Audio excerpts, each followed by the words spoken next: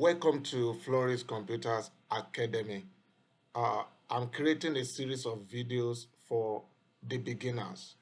If you want to learn computer or you don't even know anything about computer at all, these videos I'm going to be creating, they are for you.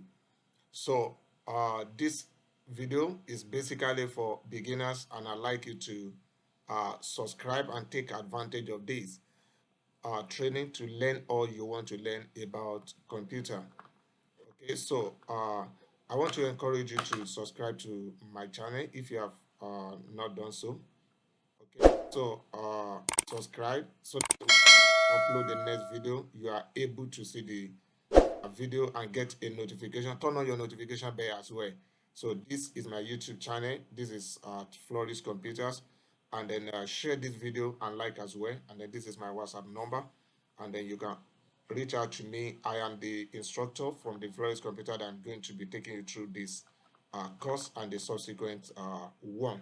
So if you have any question, please drop your question in the comment section, and then you can also reach out to me via the WhatsApp number that we have there. Now, the next slide now. In this particular introductory class for the beginner, we are going to start from the beginning.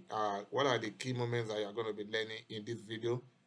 Let's look at them quickly. We are going to be talking about the definition, computer components and their function, how the computers are connected, then types of computers by size, hardware, software, what are they? How do they communicate? And then what are the types of software that we have? Now let's get started. What is a computer? A computer is an electronic device that is capable of accepting raw facts. We call it data as input. Take note of the word input there, okay?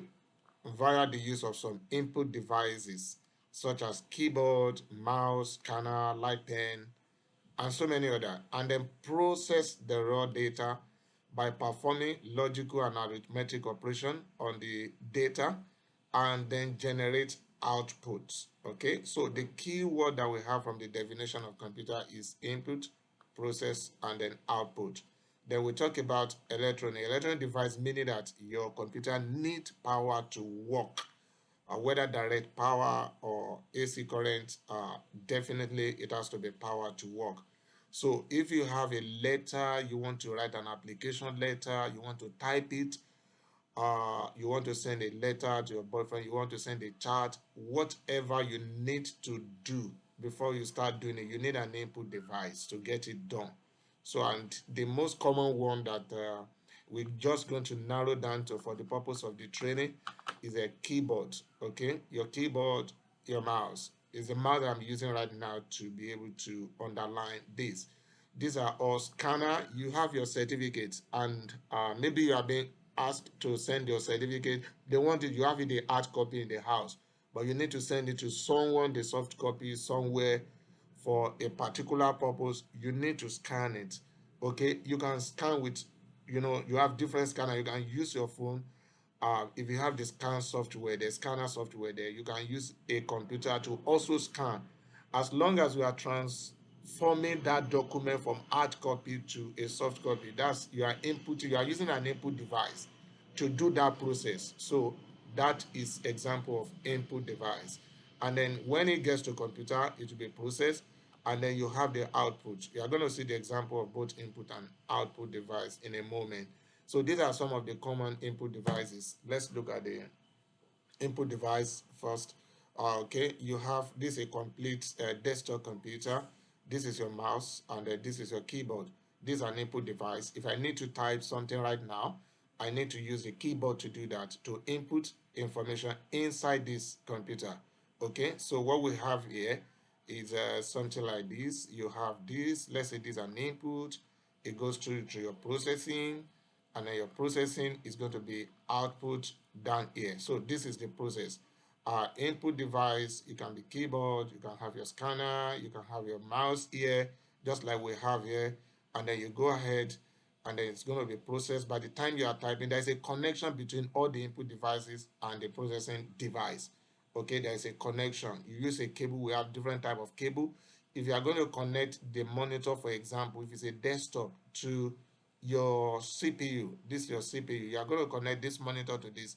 We have a cable called VGA cable. It's a blue mount cable. I think I need to show you that cable in the next lesson.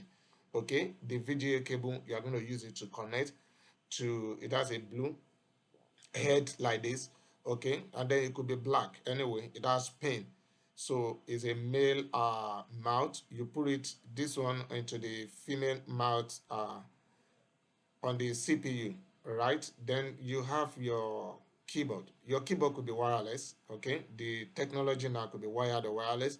If it's wireless, it could be PS2, or otherwise could be USB. I believe you know a USB mount. Your phone is USB. So you can use the USB mount to connect also to your processing. So all the inputs are connected to your processing component, which is processing device. This guy has so many ports to take in the input devices to be connected to it, and then from it as well, it will process. Once the processing is done, then it can be output to your output device, so that whatever the input is doing, you are able to see it on the output device. So there are many ports here. We have a serial port, you have a USB port, we have an HDMI port.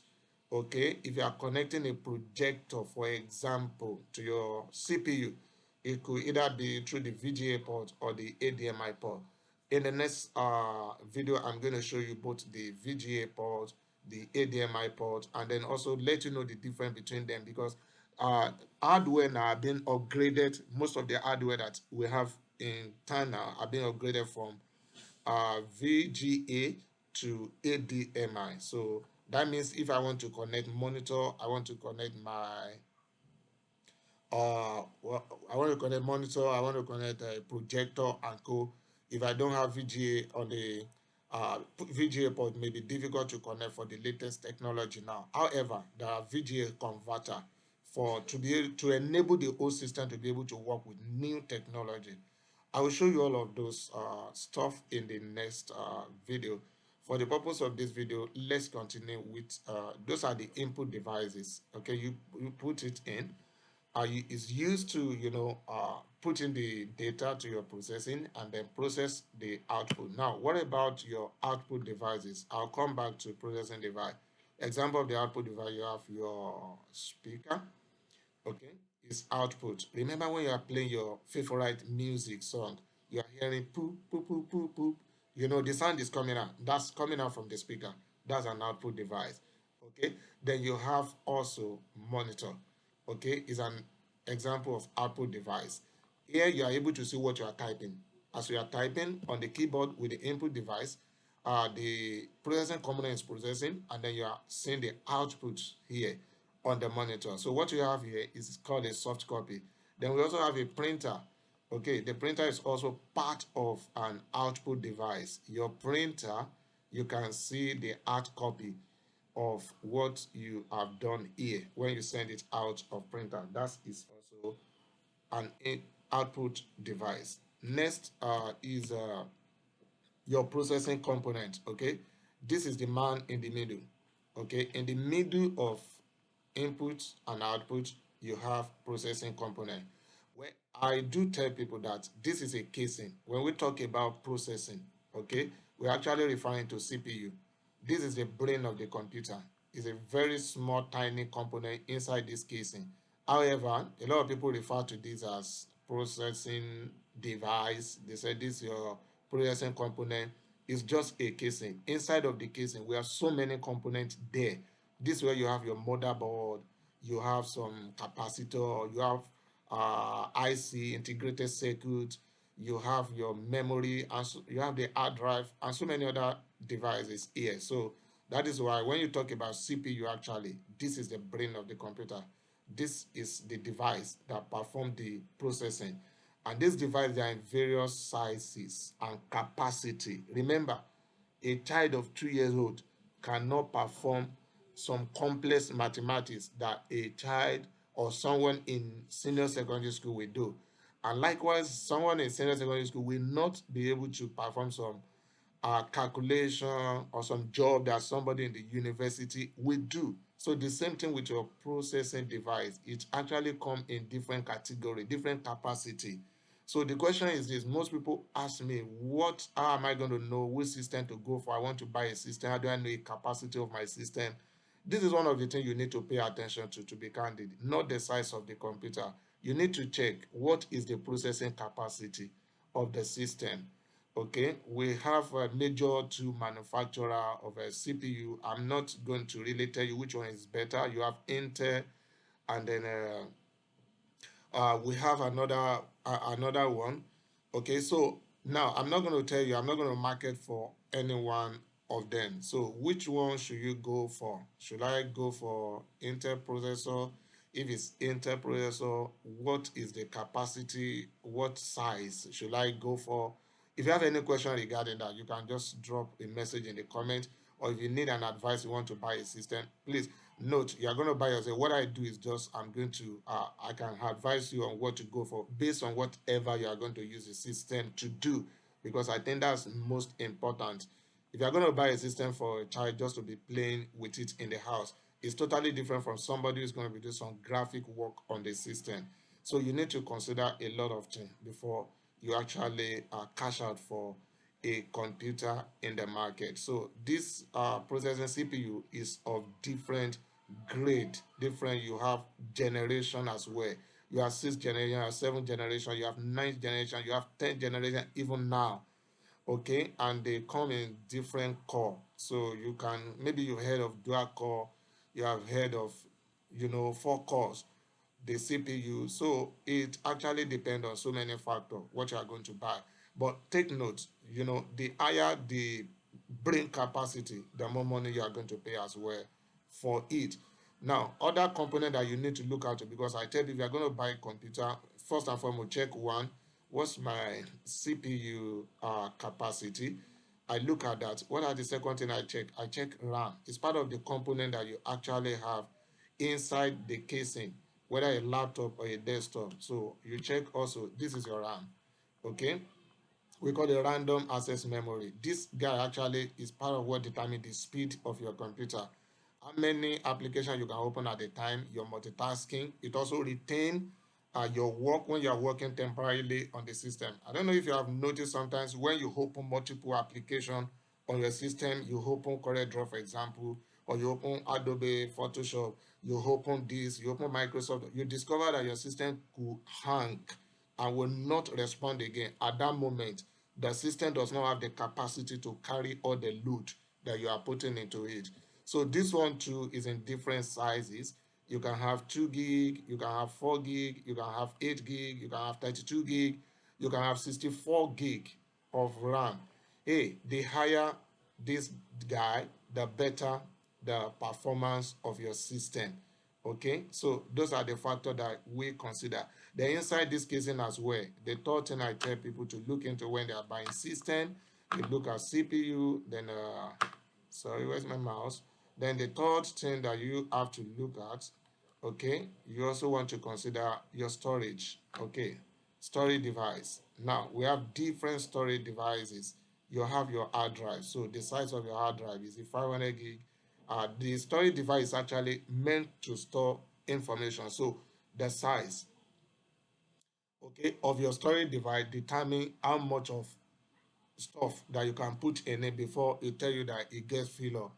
So that is also important depending on what you are using the system for. Okay, so that's what the component that basically I look into when I'm looking at the capacity of a system and what the system can do for me. So in this particular slide, we'll talk about the input devices. You know what they are. We'll talk about the processing devices, and then we have talk about output devices. And I've also mentioned other components that you have inside the CPU casing, which whether laptop, desktop, even your tablet, you all have all of these devices that we mentioned, but in the smaller sizes in those other uh, devices. Okay, now let's look at the unit of measurement in computer.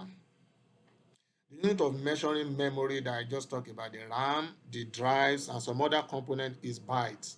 Okay, a byte is the amount of computer space required to store one character of information. So hence we have what you call kilobytes, you have megabytes. Kilobyte is 10 raised to power 3, megabyte is 10 raised to power 6, gigabyte 10 raised to power 9, and then you have terabyte, which is 10 raised to power 12. We have other bytes, but for the purpose of this class, I just want to concentrate on this. Now, let's say, for example, you want to send a file. You want to scan your passport. Remember, you use an input device called scanner to scan.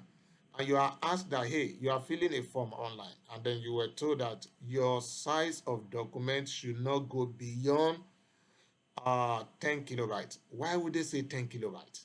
Come on, why not say 10 megabytes for the file? They want to say 10 KB because let's say it's an application and you have 10,000 people applying for it. And you know, the server, or let me say their computer, what they have there, the size of the drive, the storage device on the server is probably 1 terabyte. Now, if they have 1 terabyte and then you alone, you scan your passport and your passport is 10 MB. Now, you can look at that by yourself. How many people will be able to upload their passport before this 1 terabyte will be filled up? So that is exactly what happened. That means the smaller the size of the document or the file, the better, okay, your storage maximize, the better you are going to maximize your storage capacity. So that's the reason why sometimes they will tell you that, oh, your file should not go beyond this size of bytes. If you are going to upload it, it must not go beyond this. Why? Because they want to ensure that the storage is not filled up quickly and they are not able to use it for other things. So that's what that is all about. The kilobyte is the smallest size in terms of measurement, okay, in computer. So your document, you can always check. By the time we get to Microsoft, I'll show you how you can check the size of your document. So when you scan any document as well, you can actually check what's the size of this document. If it's too big, there's also a way to reduce the size of the document without compromising the quality, because sometimes when it comes to image, the higher the size, sometimes the better, okay, the resolution, the clarity of that image. So if you reduce it too much, it can also make it to blur. So but there's a way to go around all of those without compromising the quality of the picture. You can still have your size to be normal, okay. Then you have megabyte, 10 raised to power 6. Then you have gigabyte. Usually your hard drive is measured in gigabytes. So you can have a system that has a storage that is either SSD, you know, we talk about storage, or HDD. So I'm going to be telling you the difference between those ones as we go on. HDD has to do with your hard disk drive, while SSD has to do with solid state drive. So this is a latest technology. This happened to be the old technology. So this is a latest technology when it comes to the technology behind your storage device, the hard drive in particular. So if you are buying, you can see 500 gig, you can see hard drive that is 1 terabyte. And I believe you agree with me that a system with 1 terabyte or storage device is bigger and will accommodate more file than the one that is 500 gigabyte. Why? Because the gigabyte is 10 raised to power what? 10 raised to power 12. While your terabyte, sorry, the gigabyte is 10 raised to power 9, while your terabyte is 10 raised to power 12. So depending if you're into photography, you're into videography, definitely you're going to need higher storage device because you don't want to be deleting files. So you might want to go for a terabyte system, okay, rather than gigabyte. So that being said, now let's look at computer by size. We have a desktop computer. Why? Because you put it on your desk, right? Then you have a laptop, and then you have your palm top. Now, let me quickly say this, okay? This is just based on the size. It has nothing to do with the capacity of the system.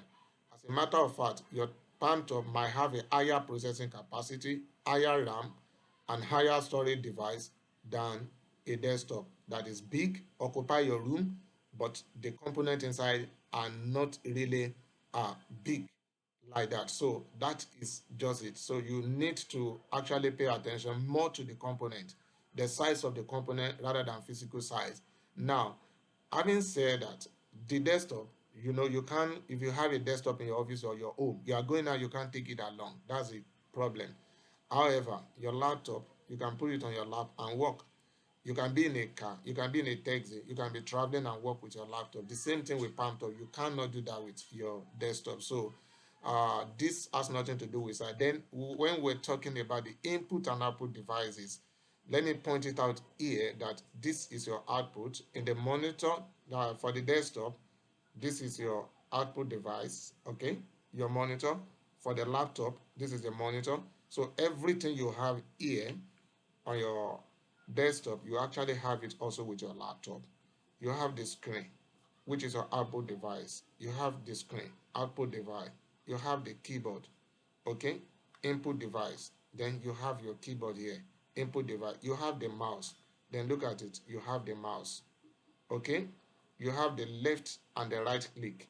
You have the same on your mouse here for the laptop, for the desktop. So everything is the same. This is your physical keyboard. On the palm top, some of them have this, some of them have the soft keyboard. When you want to type your mobile phone, for example, you want to send SMS, or you want to chat, maybe your WhatsApp or any other application like that you want to chat with. By the time you start to try to start the chat, what happens? The keyboard will pop out. So all the component that you have in one, you also have it in other. Okay, the difference is the size. I talk about the CPU, the RAM. You have all of them also inside your laptop. They are behind the keyboard here. If you open it up, you see all the components in a smaller size, but not in a smaller capacity. Let's take note of that. So we've talked about the hardware. We've seen some of the hardware, examples of the computer hardware. Hardwares are the devices you can touch, you can feel in your computer. Okay, you can keyboard, mouse, casing, you can touch them, you can feel them. Then you have the software. The software are the one that are there, but you cannot see. Software is being defined as a collection of computer programs and related data that provide the instruction for telling the computer what to do and how to do it. So that's what software does. It gives an instruction. You program it. We have programmer, computer scientists that develop program, that write program to give instruction. What should computer do? How should it do it? That's what software is all about. So, and it's basically divided into two main types. We have system software as well as application software. Now, what is a system software? System software is a software that is being designed by a manufacturer to operate and control the computer hardware. And secondly, system software provide a platform for the running of application software. It also serves as an interface between the computer hardware and the computer user. So we look at some examples of system software, which is otherwise known as operating system. You have Windows operating system, they are system software. So remember, if you buy a laptop, it must come with an operating system, a system software. Just like when you go out to buy your phone will come with an operating system called mobile operating system. It could be Android, it could be Apple operating system, but it must come with operating, because without the operating system, all the hardware, the component inside the computer will not be able to communicate. One, then secondly, there is no way you can install other software, which is referred to as application software, on them, on the system for you to work with without. So the operating system is like the foundation, the baseline that allow the hardware, the component inside the system, inside the mobile phone, inside the palm top, to be able to communicate, and also provide you a platform for installing or running every other software, which is now referred to as application software. I'm going to talk about that in the next slide. So the system software, all the Windows operating system, Windows 10, Windows 11, they are referred to as system software. Mac OS, they are all, you know, system software called operating system. They are the baseline. Without them on any system, you can't use the system. The system is useless without the system software. Then from there, we now talk about application software. Application software, like I said earlier on, they are designed to help the user perform specific tasks. Like you want to create office, you want to edit document, graphic design, and so on. For example, now Microsoft Office package, all these components, they are application software. Remember, if your system comes with Windows 11 or Windows 10, in most cases, it might not come with Microsoft Office. If it comes with it, it might come with a trial version. So you now need to buy and install all this. So that's what happened. The baseline is there. They are not going to charge you. If you are buying a system, you buy it with operating system. But to run application software, you go online to download, or you go ahead and buy to have them. So Microsoft Word, PowerPoint, projects, this is your drive, okay, Excel, Outlook, Access, Notebook. All these are application software that you have to install them on the system software. Then you have a graphic software as well, Photoshop, Adobe Photoshop, CorelDRAW, and then some other software. These are all for graphic. All of them individual. Each of them, I mean, they are all application software. Then you have browser. These are all application software. So any software, that is designed to help you to perform a specific task is an application software. Just like you pick your phone, maybe you open your phone, you go straight to Google Play Store. From Google Play Store, you download, hey, I need a Bible app. That Bible app you are downloading help you to study the Word of God. That is an application software. Hey, you go there again, I need a calculator. Okay, that's an application. I need a notepad. I want to make a note of some of my tasks that I need to do. That is an application software. So every other software you are downloading, remember you already have an Android OS. That's the baseline. Now you go to the Play Store and downloading some other software, application software to run on your system. So what we are going to be doing after this particular video is to pick each of different applications that you may want to learn, and then we are going to develop uh, training. I'm going to develop videos about them. You just let me know which application that probably you want to learn first. Then we go ahead and I'll create a video for you about them. So, but this is the background. This is the baseline for everyone that is a beginner into a computer, a journey into tech. So this is where it all begins from. So you to have a better understanding of it. So, like I said, so at Flourish Computer, we do ICT and computer training for beginner, ICT and computer training for employee and job seeker, get started with web design with zero coding knowledge, computer networking, computer engineering, cyber security, and digital marketing. Any of this area that you want us to touch, please drop a comment in the comment section. And also go ahead and you can drop also a chat for me on the WhatsApp. And then most importantly, remember to subscribe to my channel. And do well to share this video with others. And if you have any question, don't hesitate to reach out to me. Thank you for watching. See you in the next video.